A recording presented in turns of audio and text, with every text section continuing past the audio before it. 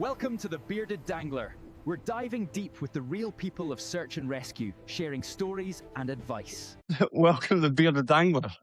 Paul Heyward to one of the episodes. And I'll warn you now that Paul is a little bit of a joker and will probably make some stupid faces and comments that should not be said in public. Hello. Hiya. How you doing? Oh, good, mate. Okay, so Paul, you're 60 years old. You're born in High Wycombe and you're one of 5 children. Hopefully the oldest. You're married to Sharon. You've been married for 37 years. You've got 2 daughters and 2 grandchildren now. I have. And you have a family-run chain of preschool nurseries in the north of Scotland. And you enjoy travelling and cruising, tennis, playing golf. I've never known you to actually play golf or play golf that well. You also tried crazy golf. And thing. You tried to get at least 10,000 steps in, which is much the annoyance to Sharon. So, yeah, great. Got it on. Yeah, so you've been travelling for a little bit recently and you're back in the UK? Yeah, and it was lovely. As you said, I just had my 60th birthday and I went to Sri Lanka for 10 days, me and Sharon. And I went to the Maldives for 4 days, which was absolutely lovely. Then went to Singapore. And while I was there, my 2 daughters and Luke, the husband, married to Amber, and the 2 grandkids turned up as a complete and utter surprise, which was absolutely lovely. And I thought they were just there for the 4 days we was in Singapore and thought, oh, they've come all that way for 4 days, they're going to be knackered, especially the kids. And then on my birthday, my little grandson, so I said, oh, we're coming to Thailand as well. So they all came out to Thailand 2 weeks, which was absolutely fantastic. Yeah, it was lovely. Maybe a tea or 2 shed, which is very bad. What is that, just because you were old? Yeah, I needed the toilet, didn't make it. Okay, so we're here to talk a little bit about your career. Okay. You've had one of the most extensive search and rescue careers that I know. So I thought that you were going to be an absolute fantastic guest for this. So I'm going to read out a little bit about your career and then we'll delve a little bit deeper. So you joined the RAF in 1984 as an air crewman at the age of 17. You were the youngest sergeant at the time in the RAF flying on Nimrods, and you conducted anti-submarine missions, long-range top cover, along with elements of search and rescue. But after 6 years of flying on a Nimrod, you joined the RAF Search and Rescue Helicopter Unit, where you were flying Wessex before flying in the mighty Sea King as a radar and winch operator, and little elements of being a winchman because the unit was dual qualified. Yeah. You conducted 14 tours in the Falkland Islands. You worked at SAR HQ at the squadron as the squadron training officer, and you moved to the SAR unit at Lossiemouth before retiring after 28 years of service, 21 of those being in search and rescue. Man, that's a long time. After leaving the RAF, you joined Bond Search and Rescue and you flew on the L2, and that's where you were lucky enough to meet me. And we've got some stories, haven't we? We've got 1 or 2 little stories, yeah. We both moved on at the same time, and we went to Bristol Search and Rescue, where you flew in the S92 and 189, and then latterly you moved on to the trials team. And you had a deployment out in Australia for 12 months, which must have been really cool. Yeah, and then finally in 2019, after achieving over 1,000 rescue missions and accumulating more than 10,000 flying hours, of which 8,700 were on SAR helicopters, you hung up your flying boots. Man, that's a career right there. Yes, it was been interesting at times and strange as well. As you said, did you ever think you would get anywhere near 10,000 flying hours when you joined as a 17-year-old on Nimrods? No, I can tell you a little story. When I first joined on Nimrods, you do a little kind of air experience flight when you first join up, and it was 45 minutes on the Nimrod, and it's got to be called a Dutch roll or Dutch yaw, where it kind of does a figure 8 as it's flying. And in that first 45-minute flight, I was sick 12 times. So I came off that plane vowing never to fly again. I was leaving, and that was it. But I found this fantastic air sickness tablets called Avamine in the first aid kit. And then I still felt ill, and I did puke up occasionally on the helicopters. But no, I never thought in a million years, I'd be in for that long, and I'd be lucky enough to volunteer and be selected and get through the training, all that, to go on the helicopters. Yeah. Lucky you got over that air sickness. Otherwise, you might have had to join the Navy. Imagine what you'd have done in the Navy. No, that's what we used to do. Yeah. Who wants to join the Navy? So, no, I think I get worse seasick than airsick, so that was never going to happen. I was not You'll going have to a little cruise now. and I was not going to join the army. So there's a little adage of them, if you heard it, where it says, in the army, you sleep under the stars. In the Navy, you navigate by the stars. And in the Air Force, you choose your hotels by the stars. And that's why. Exactly. It's like, why? Yeah, that's a perfect place to join. So what's your highlights of your career then? Like, there's just so much there that you must have so many stories of just in the Nimrod alone, never mind in a Wessex. Yeah, I mean, it's great. I mean, I've got, I'm actually the middle child, not the oldest one. So an older brother, sister, and a younger brother, sister, and all three of us joined the military, as in my three brothers. And never thought for a million years I'd be in for that long. The search and rescue helicopters in the Air Force is one of the postings you can get only if you volunteer, where you can get posted between different aircraft types and stuff. So to go onto the SAR side of it, you have to volunteer. I volunteered, and you often do your selection. And it's something like an 85% failure rate back in the day. Man, so I was very lucky. It's hard. Yeah, I mean, it's very hard, and I think it's also it's a natural ability thing. There's nothing you can do to train to make yourself to be good at doing the job or to pass the course, which I think is just one of those things you could either do or you couldn't. Fortunately, I could. Great through the training, shall we say? Yeah, we've found that, haven't we? It's like there's quite a few people come through the process that even in Bonds and Bristows, and they've just not got the aptitude for it. There's like some people got it and some people just don't. Yeah. I mean, I don't honestly think, because on day one you could be thrown in at the deep end and have the worst rescue or situation you're faced with in like a 30-year career, and it could be day one. So you have to make sure that the person that's doing the job can cope with it from the very beginning. I mean, of course, as you get more experience, you can cope with things better, and you've seen stuff, and you can work around it. But that's why the SAR teams are so close. You'd have two pilots. On the Wessex, there was only one pilot, a winch op, come navigator, and a winch man. But then on the Sea King, you have the 4 crew, and it's the same one was on Bond and Bristow, 2 pilots, a winch op, winch man. And then you'd fall back on each other and their experience and everything. That closeness within the team, isn't it? It's like the 4 of you is like so individually skilled, but you come together and bring those different careers and different background and unique skills to work as a team, don't you? Yeah. And I think it was great. I mean, you touched on earlier that in the military, and you do have some of the guys now, I think, on Bristow, in the military, in the Air Force. Anyway, I can't talk about the Navy. Hey, boys. Yeah, you're dual trained, and you would train in both the winch operator or radar operator as well, and winchman role. And when you went out training, you'd swap around, and then you had a great empathy for what the other guy was doing and how hard his role was, whether you were upstairs or downstairs, and you can sort of compensate, and you understand the difficulties of what they're enduring and having to work through. And that worked really well, I think. Yeah. Absolutely. I remember as well, like at the beginning of Bond, we used to, when there was a new pilot coming through, we'd get them to hang in the wire just so they had that understanding of that element of risk that they're putting you towards on a boat or into the water. So just so they understood it a little bit better. Yeah, exactly. Yeah, because it is obviously the most dangerous role on the aircraft is the guy on the wire or the lady on the wire, the winchman. Yeah. Have the empathy and actually having experienced it yourself, you know exactly what they're going through, and the guy or gal on the end of the wire knows exactly how hard everybody on the aircraft's working as well to get them there safely, which at the end of the day, absolutely, get them there to affect the rescue.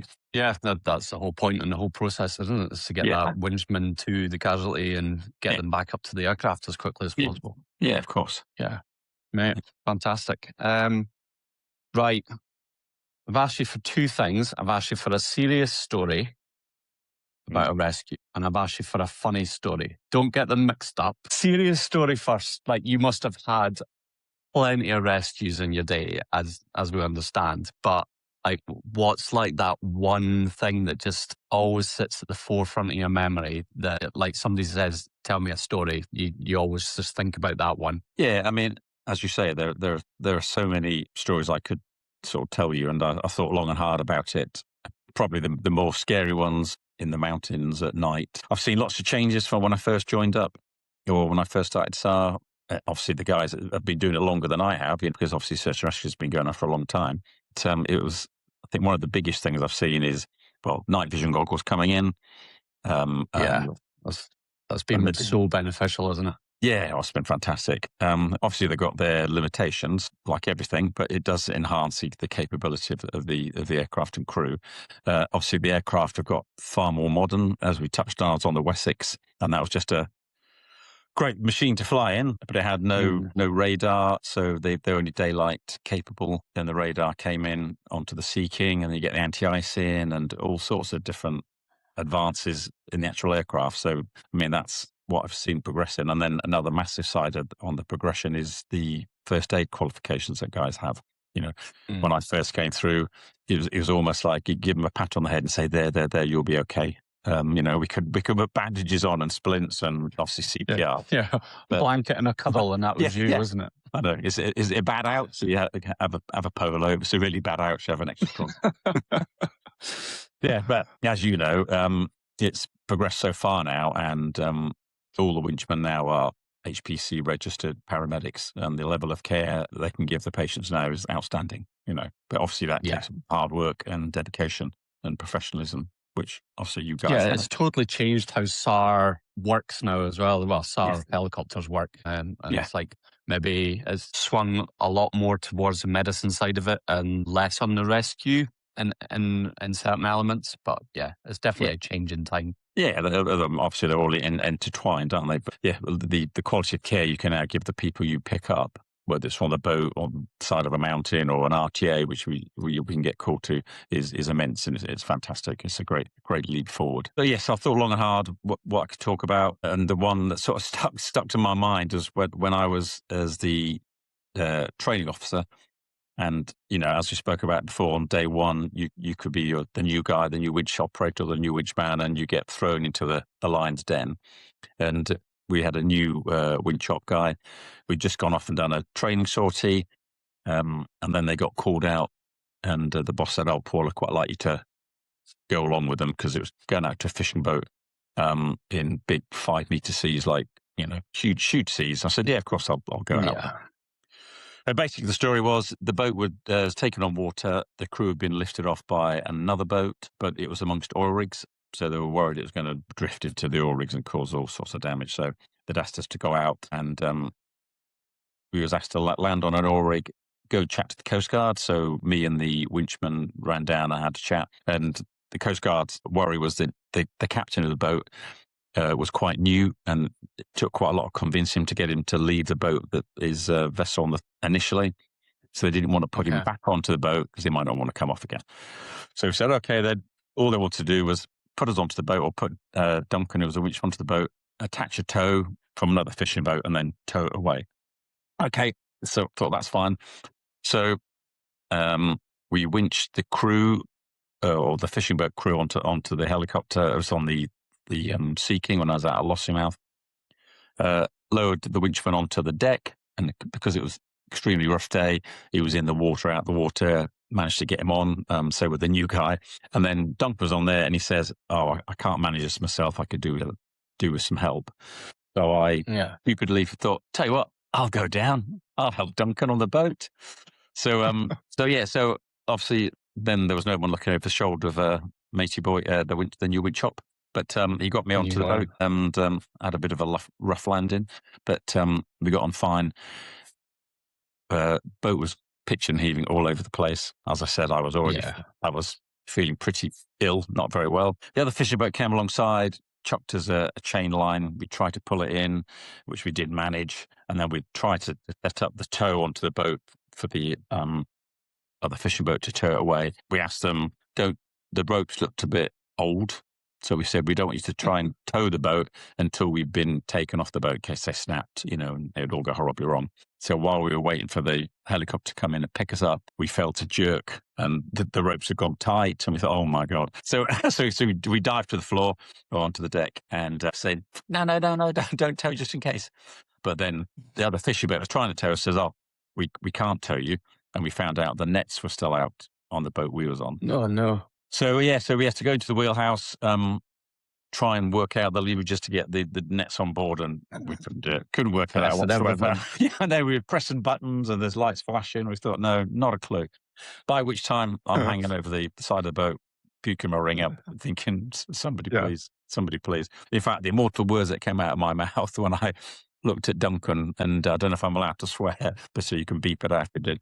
And I looked over the side as there's seagulls hovering next to me and this boat going up and down. I said, just effing sink. I'd rather have been in the water than on this boat.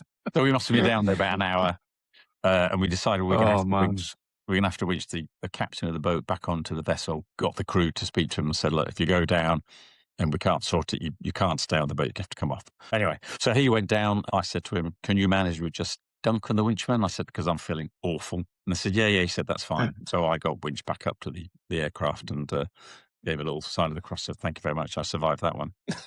They reckon it's going to take about 20 minutes to lift the nets and get them out of the way and get it sorted. So we shot off to an oil rig that was about 2 miles away to refuel. We just landed on. We landed on, and then all we heard on the radio from the winchman who's on the boat was saying, cut the tow, cut the tow, cut the tow, it's going over. And we thought, so we quickly kicked off the rest of the crew members that are on the helicopter still, stopped the refuel, went back to where the boat had been, and there was no sign of it. It had gone down. Yeah, no sign of that. No emergency beacon. So I was hoping the winchman would have done his life jacket and the beacon would have gone off, but nothing was coming through on the homers. Couldn't see them anywhere. Flew around, and then we spotted in the water, then two heads bobbing up and down. Fortunately, what transpired was they had got rid of the nets, which was fine, because the boat had been low and back end low because the nets were out. It leveled once the nets were on. All the water had flowed kind of level. When they started to tow and started to turn, it lifted. All the water went to one side, and he said it was within seconds the thing toppled over. So they were in the water. So I quickly then had to put the winchman harness stuff on, which I'd got on already, but to go down the wire to try and winch them out of the water. And fortunately, I was about halfway down to picking them up when one of the fast rescue boats from a nearby oil rig came in and managed to pick them up. And we then winched them from the little boat back to the helicopter. So, horrendous. Had they been dragged under? Were they dragged under for a little while and then managed to deploy the life jackets? No, they said they felt it going over. They just jumped over the side. Unfortunately, they didn't get entangled in anything because there was obviously loads of flotsam and buoys and all sorts of stuff, and there could have been bits of rope. But no, they managed to swim away. And he did invite his life jacket, and for some reason it didn't set the emergency beacon off. But that kind of sticks in my memory of what could have been an awful ending. Yeah, it could have been horrendous. And it just shows you, it's like you know exactly where the vessel was and you know who you're looking for and you still can't spot them. It's like, it's so difficult doing those searches in the sea, isn't it? Yeah. I mean, because it was so rough, and we call them white horses, where the waves are breaking out and it's just there's little bits of white everywhere, as you know, and it's so difficult to spot anything. There's things like people say you go looking for an aircraft crash, and whether it's over land, you think, why can't you see it? It either breaks up into pieces, it sinks, and it is. It's just, it is very, very difficult. Very difficult. It's like, and like when you're in the mountains and you're looking for a person and all they're wearing is black. It's the best colour to wear. Even if they're wearing bright orange and waving, you might miss them. But it's about how many times have we flown over MRT and you're like, where are they? I know, where are they? They're not where they said they were, but they are. Just we haven't seen them. Yeah. That's why we're wearing these now. So prescription MVGs. Some of those boat rescues out in the middle of the North Sea. Like the North Sea is pretty horrendous, isn't it? Like you've worked all over the world, but the North Sea can get some horrendous weather. Yeah, it's awful. And yes, of course, obviously, if you're flying in the mountains in storms and stuff, it's exceptionally bumpy and turbulent. If you're trying to winch somebody from the side of a cliff, the aircraft might be moving around, being buffeted, but the mountain's not moving. Where if you're winching off the boat, you're moving, the boat's moving, the sea's moving, and it's just a cauldron, isn't it? It's just trying to pick a pair of socks out of a moving washing machine. It's just... Yeah, and that's where the skill and the teamwork comes in between the pilots and the winch operators, and there's 6 different planes of movement between your heads looking down the way. Yeah, I know. Yeah. So what makes it more difficult is part of the winch op's role is to tell, because the pilots are normally flying the helicopter, and because they might be sat on the Sea King sort of 20 feet further forward from where the winch is. And even on a modern helicopters where the winch and the pilots are closer together, they can't physically see what's going below the aircraft. You were talking or telling the pilot to move dynamically to get the winchman onto the vessel or the cliff, Yeah. It is. It's like doing this and stamping your feet all at the same time. It isn't like you're looking out right, but you're telling somebody to go forward, and you're looking down, and it's like, it's that instrumental role and the pivotal role in the aircraft. I think the winch operator's role isn't it? It's that interaction between what's happening below the aircraft and what's happening, or trying to describe to the pilot exactly what's happening. Yeah, I mean the pilots, God bless them, are very well paid taxi drivers, aren't they? So well paid taxi. So well paid. Yeah, but as you said, it's a team effort, isn't it? Everyone plays their role or their part in. Yeah, absolutely. Like nobody could do anything if it wasn't for everybody else. Absolutely. Yeah. Whether it's us or no matter how much we take the mick out of the pilots, no matter how much we take the mick out of the pilots, we need them.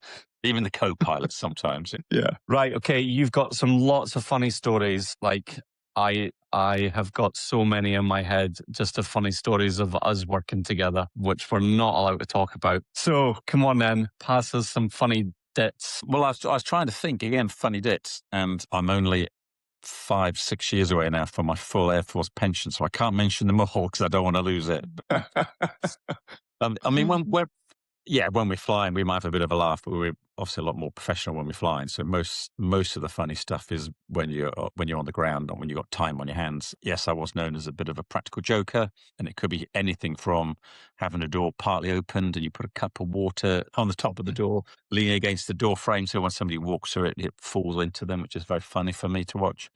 It's always funny. It's always funny. A great one, most bedroom doors, because obviously you have to sleep at night and things like that. So you could, when someone's gone to their bed and the doors open inwards, I'd get a broom, put the broom handle on the floor, the broom head on the door, and you could get about 5 or 6 cups of water on it then. And then when they open the door, the whole thing comes all over them. So water's got a theme here, isn't it? Yeah. So yes, there's all sorts of things like hiding in cupboards. I've managed to lock a winchman in a garden shed twice because he fell for it 2 times and left him there. And but there's lots. But you've got to be prepared if you give them out to have them given to you, if you understand. So yes, doesn't it? It does. So I got my comeuppance, and we used to go across to the when I was at RAF Lossiemouth, across to the west coast to a place called Ploxton. And we'd deploy over there for a week so we could do training with all the lifeboat crews on the West Coast, all the highly professional. You can't sing their praises enough for the volunteer mountain rescue people. And, absolutely not. I mean, they are probably the only truly 24-hour all-weather capable SARAS that the UK have. So yeah, hats off to them. So yeah, we'd go across there and deploy, and it was great because you'd go flying day and night. So I said with the lifeboat guys and the MRT guys, and we'd be staying in a hotel over there. So I foolishly drove to work with my little bag with all my clothes and stuff, left it at work, drove the car back because my wife Sharon needed the car while I was away, and then cycled into work. Didn't check my bag before it was loaded onto the aircraft or onto the helicopter, and we flew away. So when I got to the hotel and we unpacked all my stuff, and I thought, I haven't got any shirts. In the winter, on the west coast of Scotland, on the winchman that I was on with, gone into my bag, taken all my jumpers, all my fleeces, all my shirts, everything, and a very kindly left a pink cheese top T-shirt and a Superman T-shirt, and that's all I had for the week. So I had to not only have to wear the same 2 shirts out in the freezing cold, but I was even sat in the pub one night when one of the guys one of the locals that lives over that side of the world walked in wearing an identical Superman T-shirt and came on, "Well, we're twins." But I did get my own back on him because we used to wear these big rubber suits, big sweaty, horrible rubber suits back in those days when we were going into the water onto a boat. So I'd already spoken to the lifeboat crew and said, right, we're going to lower this guy down onto the boat, then we're going to leave him on your boat. If you can take him back to your boathouse place, and then just make him walk back in his rubber boots and his big orange sweaty suit the 2 miles back to the hotel. I won't get those immersion suits are not what they are nowadays. They're not, are they? No. And we still moan about the ones that we've got nowadays. I know, yeah, and they're actually quite nice, aren't they? Yeah, they are. Yeah, you're absolutely well known as a practical joker within the SAR community. Yeah, let's keep some of those other stories so you don't lose out in your pension. No, I'm also known as a practical joker at home as well. So I've got myself in lots of trouble. Again, we won't go into that. Your daughters love you for all your practical jokes. They do.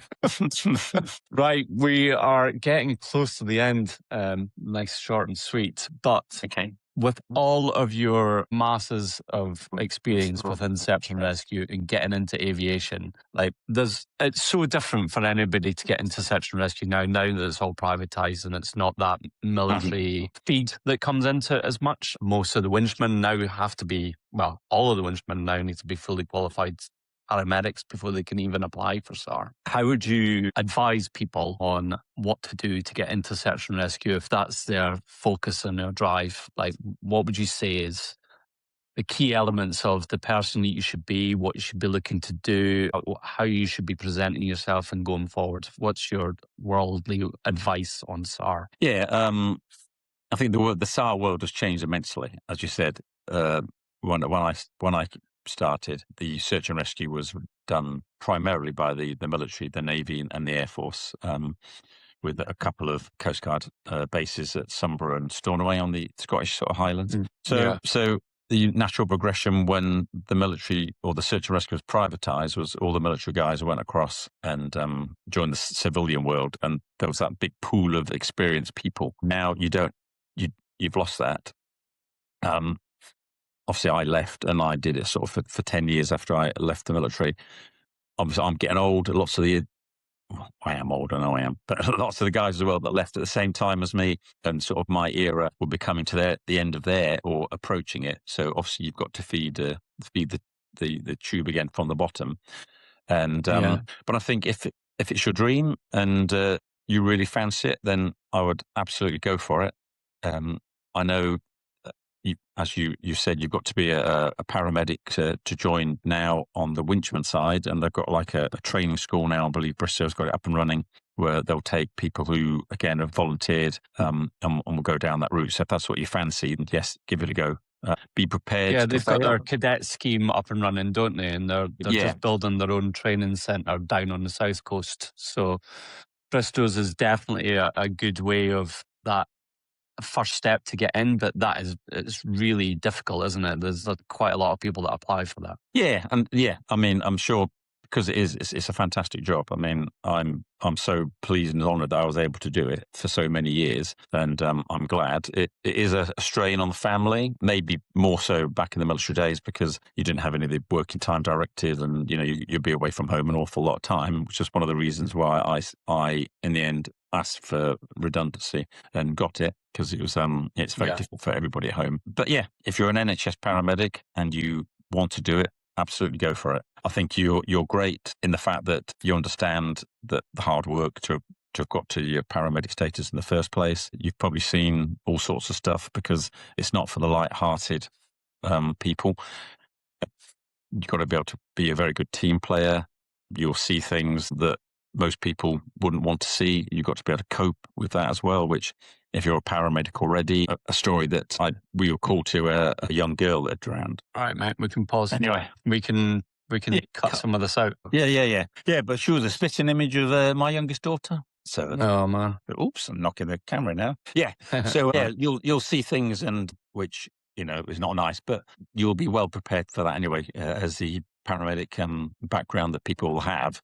But yeah, I don't know how the process works completely nowadays, but yes, if you want to go for it, absolutely go for it. Yeah, it's a certain type of person that needs to be able to cope with those difficult circumstances, isn't it? It's like, yes, you might have seen quite a lot as a paramedic, but usually you've got another team member with you or other paramedics that can come and back you up. But in search and rescue, you're on your own for a lot of the time as that winchman until you get back to the aircraft. So it can be quite difficult. Yeah, it is. Yeah, you definitely got to be able to work under pressure because, as you say, if you go to a big incident or as a road ambulance, you might get 2 or 3 or 4, and other people there in the fire rescue and police officers and stuff, but yeah, you are the guy that's bang in the middle, and it could be on a pitching boat or side of an icy ledge in the mountains somewhere, and just got to be be prepared to work on your own, but be a great team player. And or be left on the side of the mountain for a while as well. Yeah, I know.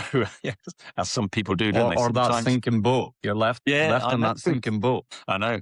Yeah. So it's such a diverse work that you can be given, which is great. I mean, like it does sound what's the word I'm looking for? It does sound you're not like but there's nothing better that when you're sat at work and then the phone rings, and you think, oh, that's a scramble bell. Obviously, you don't want to ill of anybody, but it is that adrenaline rush that you get. But then also be prepared.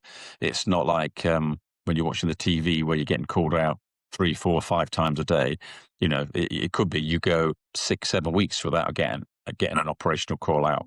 You will go flying training, but it's not go the whole time. So there are times when you're sat and you do your continuation training and all your medical stuff like that. And there's also so much stuff to do around the actual SAR base as well. Yeah, there is. It's like, and a lot of the units as well, some of the units in the UK, they do like a 2-week on, 2-week off rotations. So obviously with offshore helicopters, we still do that. And some of the island bases still do that. So you can still be away from your family for a long period of time.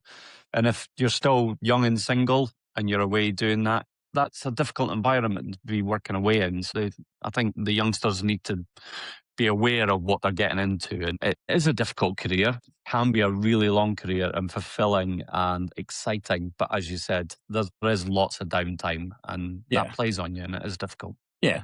And as you say, you're not doing a 8-hour shift or a 12-hour overtime shift. You're away from home for probably 30, 36 hours at a time. If you're doing 24-hour shifts, you've got to get to work and then back from work and stuff. So so the poor wives and families are left at home for long periods. And that is the thing, isn't it? We do 24-hour shifts. It's just the norm within search and rescue. You do 24 hours on, 24 hours off. That's a heavy workload, especially if you are at a busy base or you've gone out to some really strenuous jobs and you've done your training on the back of that. It's really tiring. Yeah, and you could get called out at midnight and not get back till 11 in the morning or something, and then you're going home to young kids, or babies, or wives have been up all night with their one saying, "Over to you," but I'm tired, so am I. So am I. It's your time off. Yeah, You're not at work till tomorrow. Yeah, but it is. Yeah, there are difficult times, but it's such a fulfilling and rewarding role. And if you want the opposite that can potentially come your way, like you've worked all over the place, you've worked on so many different aircraft, met so many different people within the community. It is great, and I have not regretted any day that I've ever worked within search and rescue yet. I know. There's still time. You're still young. Still young. Yeah. Still ugly, but you're still young. Yeah. Still ugly, but still young. Mate, thank you. Right. I've got one last question for you. Okay. So with all the people within search and rescue, obviously I'm the best. We'll move past that for just now. Yeah. But if you were to recommend anybody for me to interview or to try and get on this podcast, is there 1 or 2 people that you would recommend? As you say, the vast majority of people you work with are all great, highly professional people. I think probably the guy that I would recommend, who came to SAR just a little time after me, but he's still in the thick of it now, is a guy called Duncan Tripp. Again, he was in the military. We were at the bases, or some of the bases at the same time, but he's exceptionally keen. He's been doing the job an awful long time. His knowledge on the medical side is up here somewhere, because he's been a paramedic for a very long time, and he's also a basics doctor, which I know I can't remember what basic stands for, but it makes it sound like you don't know very much. But it's the British Association of. Do you know what it is? Not really, but it's like a Scottish charity-funded remote medicine training that they do for doctors, and it's usually led for like pre-hospital sort of care.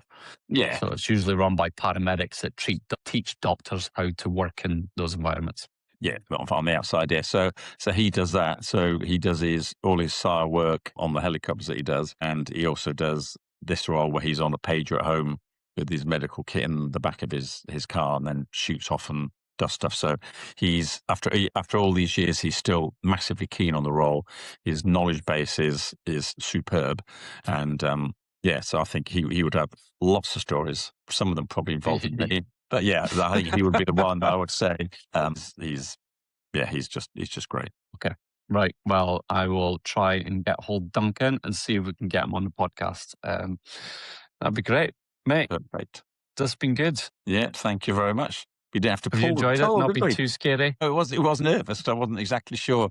How much you don't know. Well, you don't know. You're going to say something really stupid or never inappropriate. Maybe. As I keep getting told by my daughters, "You're so inappropriate, Dad." It's not inappropriate. It's just a sense of humour of an old person and the good old days. Mate, right. Okay, we're going to end it there for this episode. And Paul, thank you so much for all your time and for everything that you've done with Inception and Rescue and passing on your knowledge to so many people, including me. I learned so much from working with you. No, it's been a pleasure. It's a pleasure working with most people. It's particularly funny working with you. And we'll do another podcast when we're old and retired and they can't take our pensions off us, then we can tell the true stories. Tell the true stories. The real stories of the real ones, yeah. Okay. Right. Thank you very much.